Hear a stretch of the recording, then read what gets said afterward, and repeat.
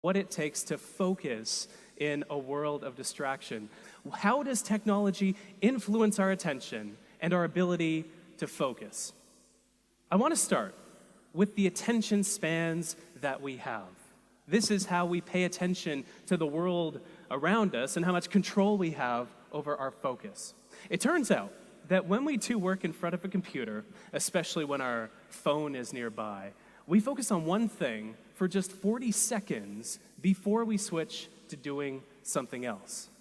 But the reason that this is the case is not what we might think after looking at the research. We think the problem is that our brains are distracted.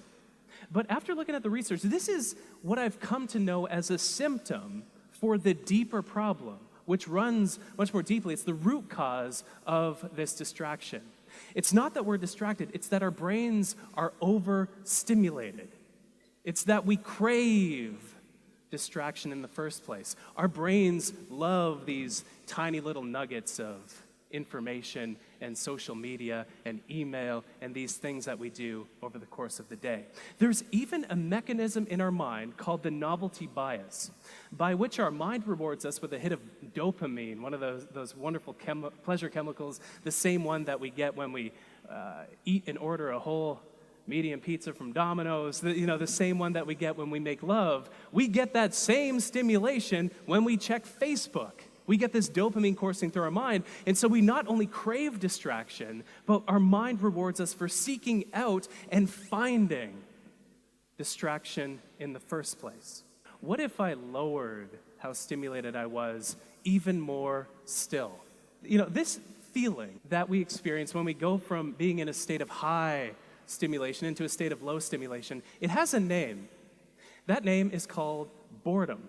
It took about a week for my mind to adjust downward into a newer, lower level of stimulation. And this maps curiously on top of research that shows that it takes our mind about 8 days to fully calm down and rest, like when we're on vacation as an example. But I also noticed that my attention span expanded. I was able to focus even more effortlessly because I wasn't surrounded by fewer distractions, but my mind was so much less stimulated that it did not seek the distraction in the first place. But the fun part were these ideas and plans that struck me that didn't before. And the reason that this is the case is because my mind had a chance to wander more often. There's a great quote that I love that you might be familiar with from J.R.R. Tolkien, where he says that not all those who wander are lost. And the exact same thing is true, it turns out, with regard to our focus, with regard to our attention. If you think back to when your best, most brilliant ideas strike you, you're rarely focused on something. Maybe this morning you were taking a shower, or maybe some morning in the past, and then your mind had a chance to connect several of the constellations of ideas that were swirling around in your mind to create an idea that would never have materialized otherwise if you were focused on something else, on your phone, for example. This is a mode, especially when we do this deliberately, when we deliberately let our mind wander. I call this mode scatter focus. And the research shows that it lets our mind come up with ideas. It lets our mind plan because of where our mind wanders to. This is fascinating. It turns out that when we just let our attention rest, it goes to 3 main places. We think about the past, we think about the present, and we think about the future. But we think about the past less than we might think. Only about 12% of the time, and often the time we're recalling ideas in these thought-wandering episodes. But the present, which is a much more productive place to wander, we wander to think about the present 28% of the time. But here's the thing.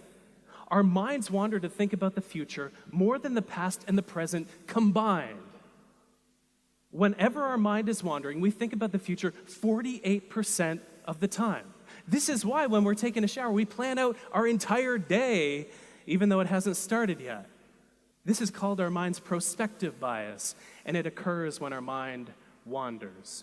These numbers don't add up to 100. It's because the rest of the time our mind is dull, it's blank, or it doesn't have an idea inside of it that is rooted in time. But whatever it is for you that lets your mind wander, something that's simple, something that doesn't consume your full attention, whatever it is for you, it might be taking that extra long shower, it might be taking a bath, it could be simple. If you're at work, walking from one room to another in the office. Very simple change, but if you don't use your phone during that walk, your mind will go to the meeting that you're about to attend. It'll go to the call that you were just on. It'll wander to the ideas that are circulating, and it'll make you more creative in this way. It could be something as simple as waiting in line and just, waiting in line. Here's a pro tip. Have a notepad in the session, because ideas always come to you and you're always incubating things, and so capture them so you can act upon them later.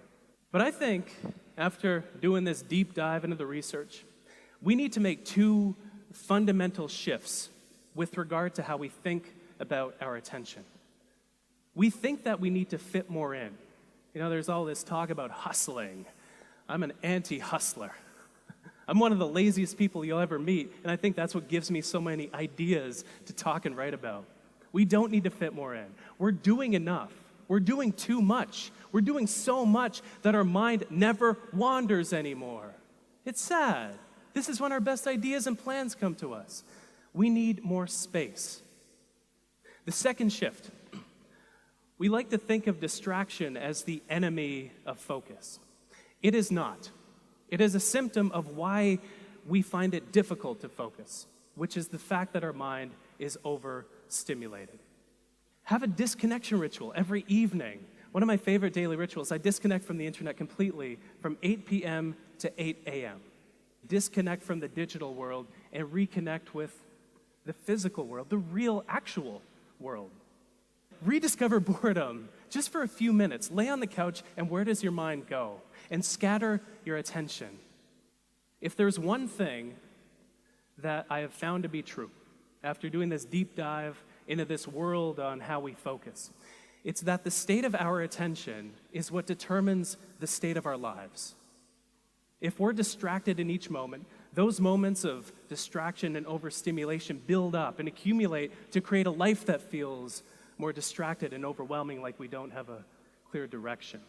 But when we become less stimulated, when we make our mind more calm, we get the benefits of added productivity and focus and ideas and creativity, but we also live a better life because of it.